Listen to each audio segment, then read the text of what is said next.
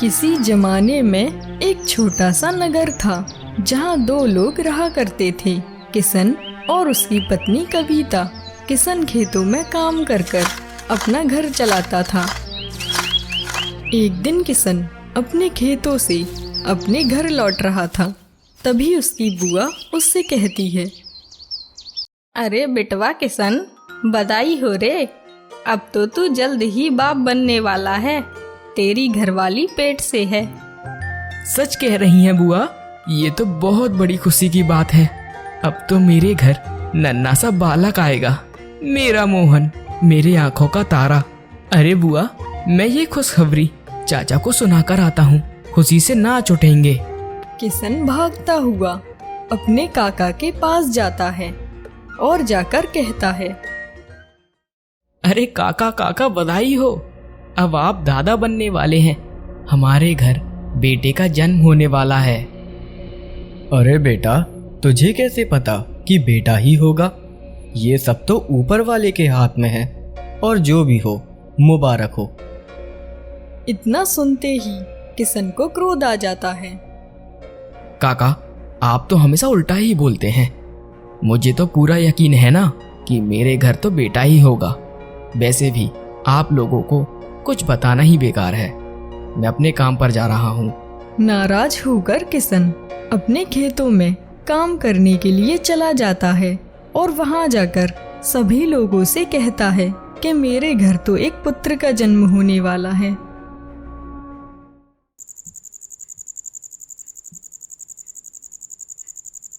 भाग्यवान, जब हमारा बेटा आएगा तो मैं उसका नाम मोहन रखूंगा। अरे सोचो तो, कितना प्यारा नाम है। जी, ये आप क्या बोल रहे हैं? अगर बेटी हुई तो हम उसका नाम माला भी तो रख सकते हैं, और आप तो पहले से ही उम्मीद लगाए बैठे हैं, कहीं भगवान ने कुछ और सोच रखा हो तो। अरे पागल औरत, तेरी अकल तो घुटनों में है क्या? अगर लड़की हुई तो उसका खर्च, उसकी पढ़ाई, उसकी शादी, ये सब क्या तेरा मरा हुआ बाप करेगा? अब मुझसे बहस मत कर। आज के बाद अगर तूने लड़की की बात की तो मैं तेरी जबान खींच लूंगा, समझी? कविता डर के मारे चुप हो जाती है और मन ही मन सोचने लगती है, हे भगवान, अगर गलती से बेटी हुई तो ये आदमी तो मुझे जिंदा ही मार देगा। दिन बीतते गए और किशन हर दिन एक नए सपने बुनता रहा, और कविता वो हर दिन एक डर के साथ जागती और हर रात उसी डर के साथ सोती। फिर 9 महीने बाद वो घड़ी आ ही गई।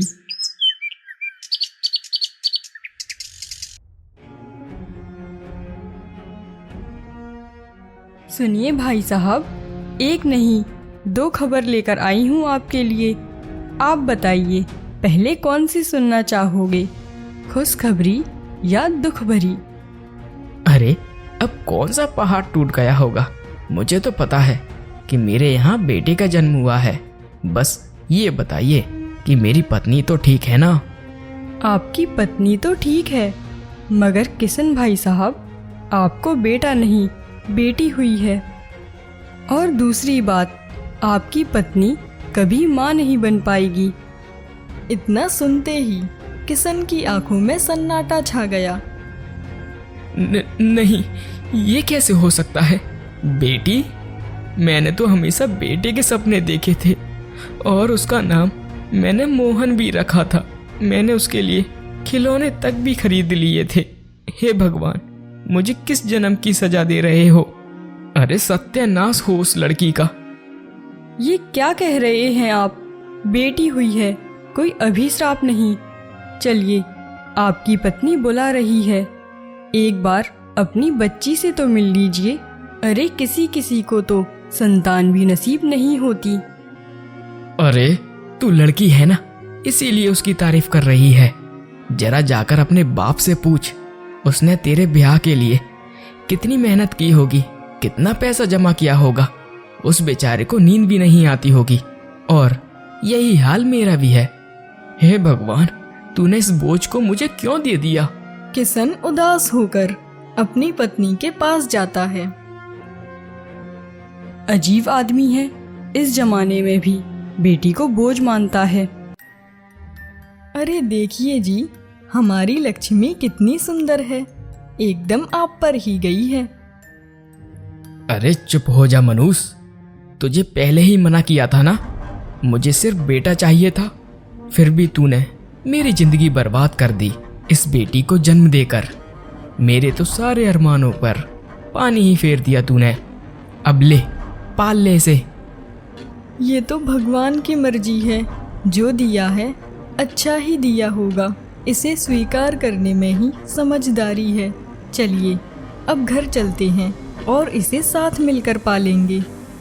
ये तेरी बेटी है, तू ही पाल, मुझे इससे कोई लेना देना नहीं है। और हाँ, इसे मेरे सामने मत लाना, इसकी मैं शक्ल भी नहीं देखना चाहता। ये मेरे लिए मनूस है। किशन गुस्से से कमरे से बाहर चला जाता है और उसकी पत्नी रोते हुए बच्चे को अपने सीने से लगा लेती है। डर मत मेरी प्यारी गुड़िया, मैं ही तेरा सहारा हूँ। ये दुनिया चाहे कुछ भी कहे, पर तू मेरे लिए अनमोल रतन है। चल अब घर चलते हैं।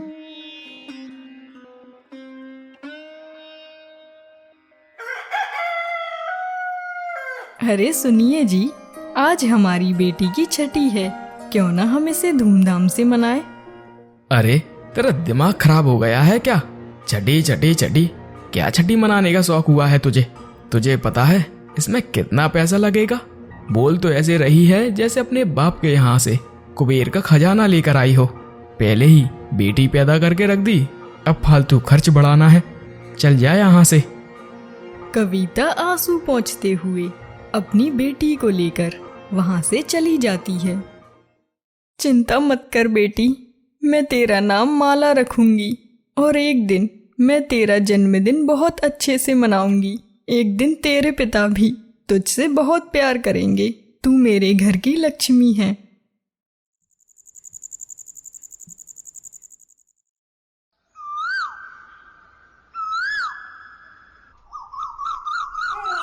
अरे सुनते हो जी, हमारी माला कितनी देर की रो रही है और मैं यहाँ रसोई में खाना बना रही हूँ। जरा आप उसे अपनी गोद में ही ले लीजिए। क्या अब मेरे पास क्या यही काम रह गया है क्या कि तेरी बेटी को गोद में लेकर घूमूं? तू एक बेटा तो पैदा कर ना सकी, अब कहती है इसे संभालूं। मैं तुम दोनों से तंग आ गया हूँ, समझी? बेटी पैदा करके रख दी तूने मेरे लिए, अब इसकी शादी का खर्चा क्या तेरा बाप मेरे को देकर जाएगा? ऐसे ही दिन पर दिन किशन की नफरत माला के लिए बढ़ती गई और अब तो किशन माला को देखना भी पसंद नहीं करता। और वहीं कविता अपनी बेटी से बहुत प्यार करती और उसका ख्याल रखती। ऐसे ही दिन बीतते गए और माला 5 वर्ष की हो जाती है। एक दिन एक पिता अपनी बेटी को गोद में लेकर उसे स्कूल छोड़ने जा रहे थे और माला यह देखकर मन ही मन सोचती है, काश मेरे बाबा भी मुझे यूं ही स्कूल छोड़ने जाते। अरे मेरी माला बिटिया, आप कब तक सोओगी? चलो आप उठ जाओ, सुबह हो गई। तुम्हें स्कूल नहीं जाना क्या? आज तुम्हें मैं स्कूल छोड़ने जाऊंगा। चलो आप उठ जाओ।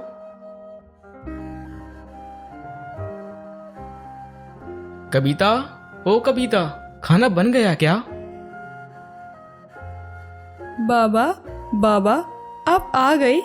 मुझे आपको कुछ देना है, जरा पास तो आइए। क्या बात है, क्या बोल रही है? कौन सा खजाना देने वाली है तू मुझे? अरे पिताजी, आप पहले नीचे तो बैठिए, वरना मैं आपको कैसे दे पाऊंगी। किशन झुकता है और तभी माला उसके माथे को चूमकर गले लग जाती है। लेकिन किशन का चेहरा गुस्से से लाल हो जाता है और किशन उसे धक्का दे देता है।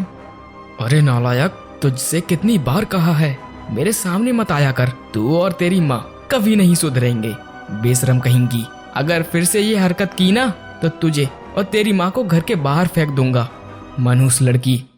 अरे जी, आप पागल हो गए हैं क्या? छोटी बच्ची है, देखिए उसके हाथों में से खून निकल आया। नहीं नहीं माँ, मैं खुद गिर गई, बाबा ने मुझे धक्का नहीं दिया। अरे मेरी बच्ची, तू कितनी भोली है।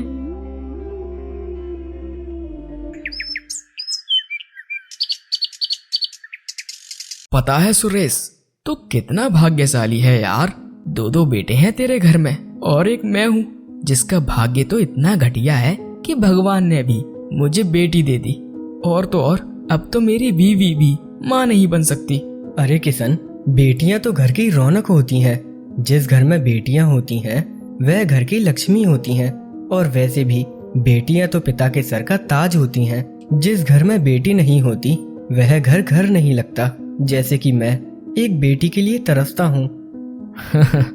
ये सब तो कहने की बातें हैं। असल में बेटियां तो बोझ होती हैं। उनकी पढ़ाई, उनके खिलौने, शादी, दहेज और फिर एक दिन वे हमेशा के लिए पराई हो जाती हैं।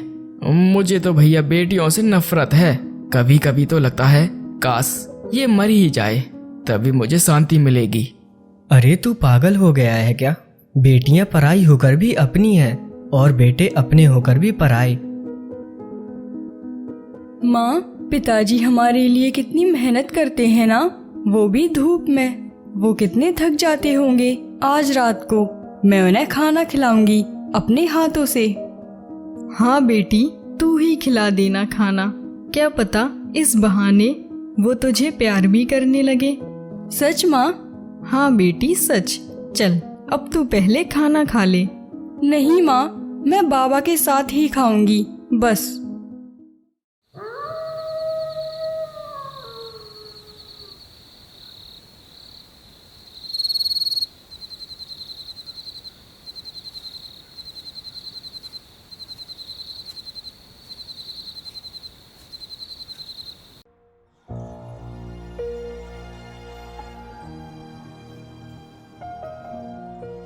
बाबा बाबा, ये लीजिए, मैं आपके लिए खाना लाई हूँ। आप बहुत थक गए होंगे ना, खाना खा लीजिए बाबा।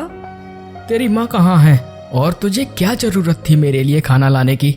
जा यहाँ से, मुझे तेरे हाथों का खाना नहीं चाहिए। कम से कम आज तो खा लीजिए बाबा। क्या पता आगे कभी मैं रहूं या ना रहूं। मेरा एक सपना है कि आप एक बार मेरे साथ खाना खाएं। मुझे अपनी बेटी नहीं पर कोई गैर समझकर ही खा लीजिए। किशन चुप हो जाता है। उसका दिल पिघलने लगता है और वह माला की आंखों में देखकर खाना उठा लेता है।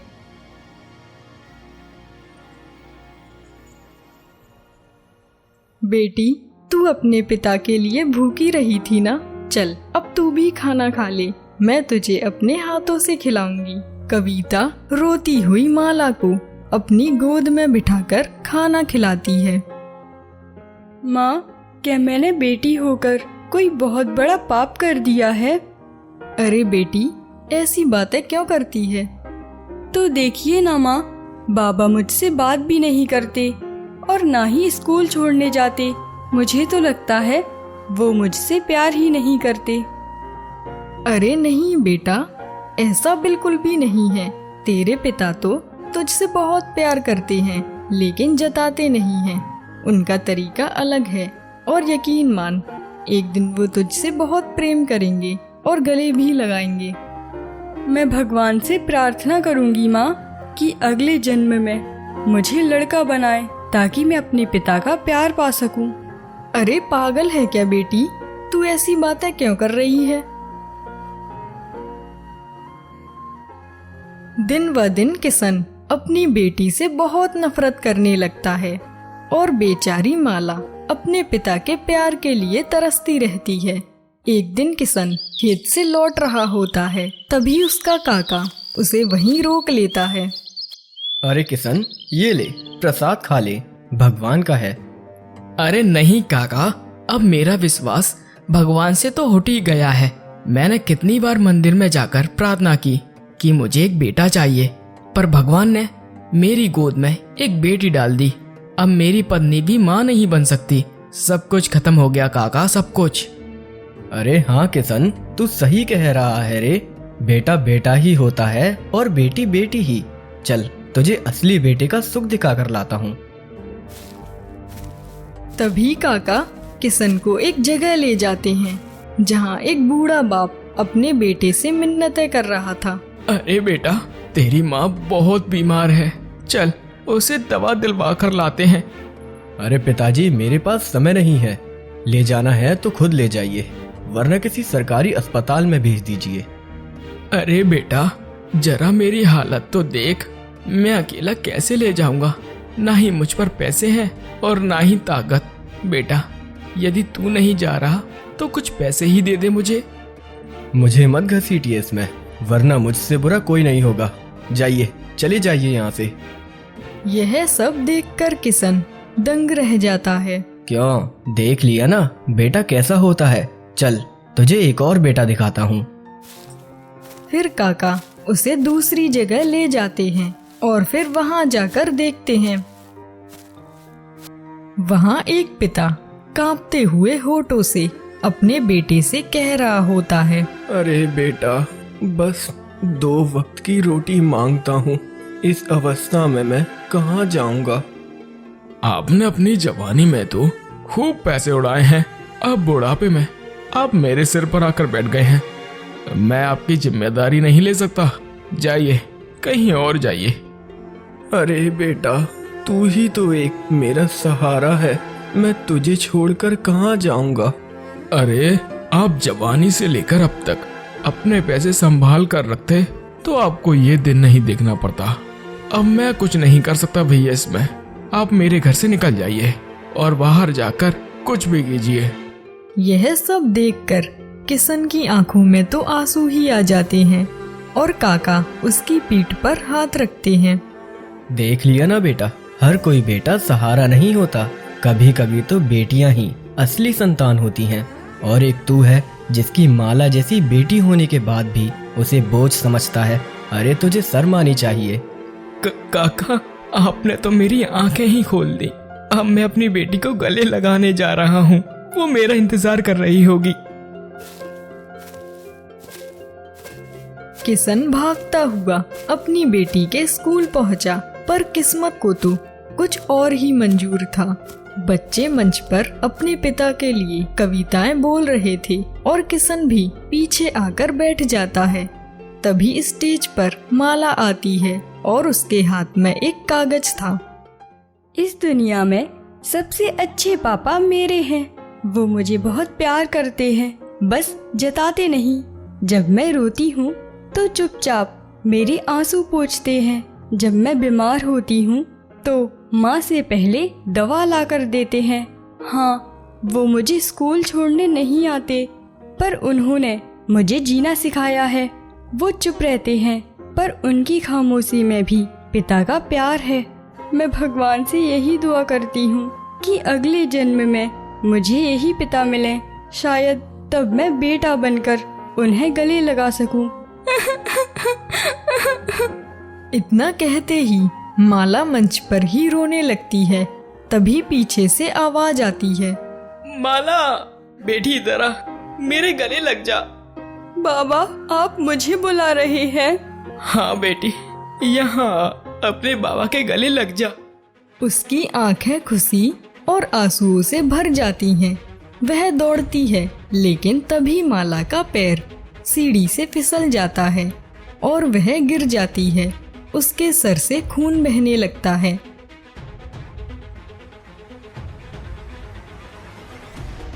माला बेटी, क्या हुआ तुझे? बेटी आंखें खोल, तुझे कुछ नहीं होगा। आंखें खोल बेटी, मैं हूं ना। चल, मैं तुझे अस्पताल लेकर चलता हूँ। किशन माला को गोद में उठाता है और दौड़ता हुआ अस्पताल पहुंचता है।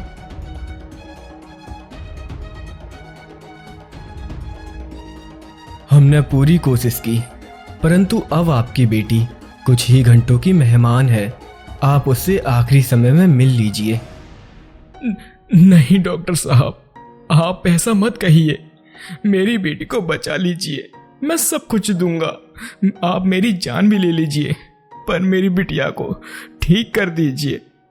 मैं आपकी हालत जान सकता हूँ, परंतु ये तो ऊपर वाले के हाथ में है। हमने अपनी तरफ से पूरी कोशिश की, अब बाकी ऊपर वाला जाने। नहीं डॉक्टर साहब, आप ऐसा मत कहिए। आप मेरा सब कुछ ले लीजिए, पर मेरे दिल के टुकड़े को ठीक कर दीजिए। यदि उसे कुछ हो गया तो मैं भी जिंदा नहीं रह पाऊंगा।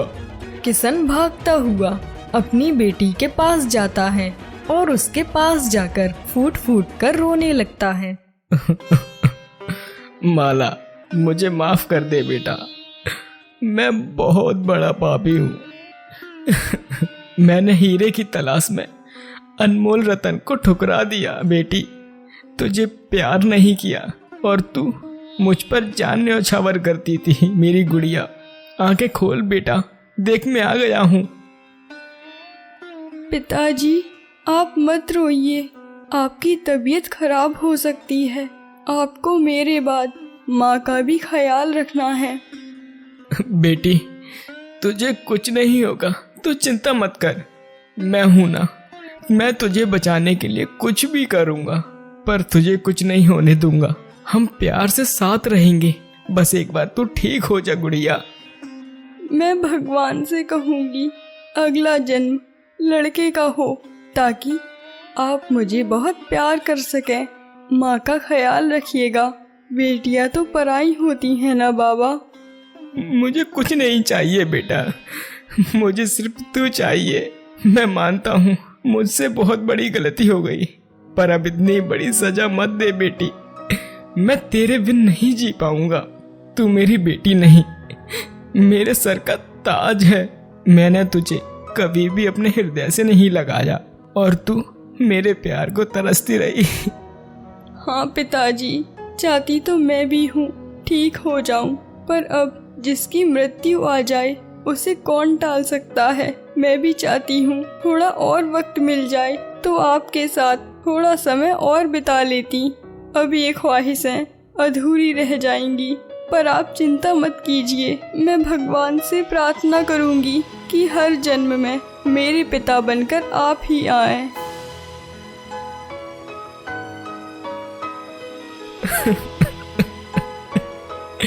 माला, हे भगवान, तूने ये क्या कर दिया? मेरा सब कुछ छीन लिया तूने। मुझे ही क्यों जिंदा रखा है? मेरी सांसें भी छीन ले। मेरे दिल का कलेजा था तूने छीन ही लिया। मेरा अनमोल रतन, मेरी बेटी। अब मेरे पास खोने को कुछ और नहीं बचा भगवान। देखो कविता, मुझसे कितना बड़ा पाप हो गया। मैंने अपनी बेटी को एक बार भी गले नहीं लगा पाया। मुझसे बदनसीब पिता इस दुनिया में कोई नहीं है। कभी कभी भगवान एक लड़की देता है जो बेटों से भी बढ़कर होती है, पर अफसोस हम तब तक समझ पाते हैं जब बहुत देर हो चुकी होती है। बेटियां हैं तो घर की रौनक है। अगर कहानी अच्छी लगी हो तो चैनल को सब्सक्राइब करें और हमें कमेंट में जरूर बताएं।